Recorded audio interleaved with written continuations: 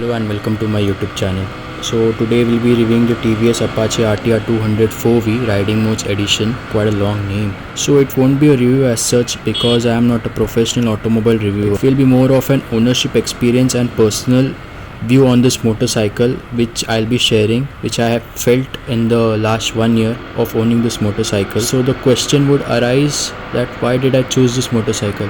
Because there are many motorcycles available in the market, 200cc, 250cc and above also. So I had shortlisted 3 bikes according to my need, which is more of city riding and occasional weekend ride. So the first bike was the Bajaj NS200. I test rode the bike and I quite liked it. The engine was very rev happy.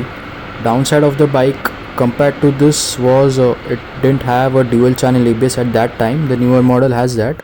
The engine was also less refined compared to the Apache, although the NS200 has a better higher end and top speed, and it also has a 6th gear. The second bike which I was looking for was the FZ25, although it's a 250cc, but it was in my budget, so I also test rode that bike. I was quite close to booking that bike, but the lack of features Yamaha provided and the electronics given by Yamaha was very outdated, and the engine was very smooth, the famous Yamaha engine which we all know. It also has 5 gears and there was almost no difference between the Apache barring from the features. Let's now move on to the specification tour of this motorcycle.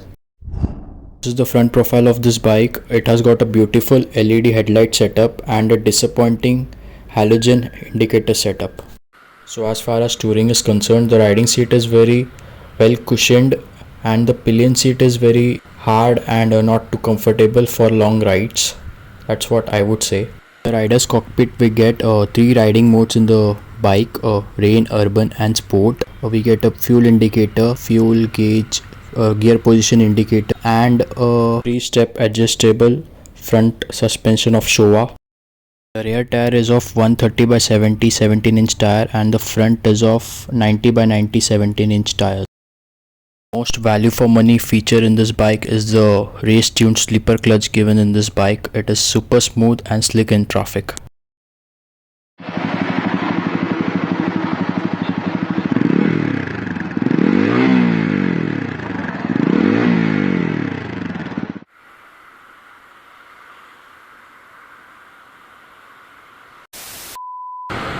So let's start with the touring review of this bike.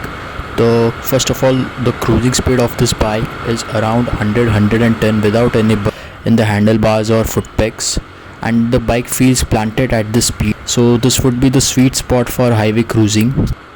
Second point would be the tank capacity and mileage of this bike. RTR200 gets a 12-liter tank and a tank range of 400 to 450 kilometers approx. Considering highway cruising, the mileage we can expect is around 40 to 45 kilometers per hour in the highways and 35 in the city.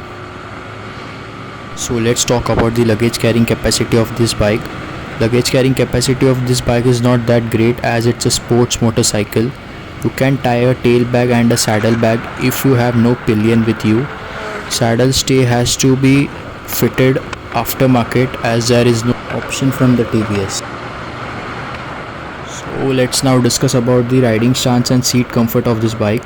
Riding stance is a personal topic as it is up to an individual's height and nature of riding. Generally, I like riding sporty motorcycles, so I am very fine with it, but it depends from person to person. Seat comfort is great, I would say. It has enough room to move around and it is well cushioned for long rides. Overall, I would suggest that it is a great touring bike. I have done tours like 500 kilometers a day and there is no discomfort as such. It is great in the ghats for leaning, though the tires are not that great. Off-road, I think it being a sporty motorcycle, it does a great job. The 180mm ground clear does help here. So I will be sharing some negatives about this bike. Although the bike has a long gearing ratio, the 6th gear is missed while touring and when at triple digit speeds.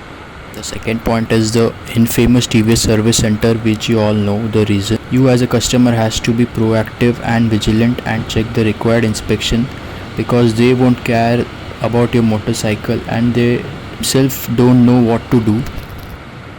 Pillion comfort isn't that great as it is quite high. The seat is also hard compared to the riding. The rear brakes of this bike is not that great and the feel is also very spongy. I will replace the brake pads and then feel it, but all the Apache owners complain about this. The indicators in this bike given is halogen. TVS could have easily provided a LED setup here, so I think they have missed on that. So that's it for the video, guys. Like, share and subscribe to the channel. I hope you guys enjoyed this video.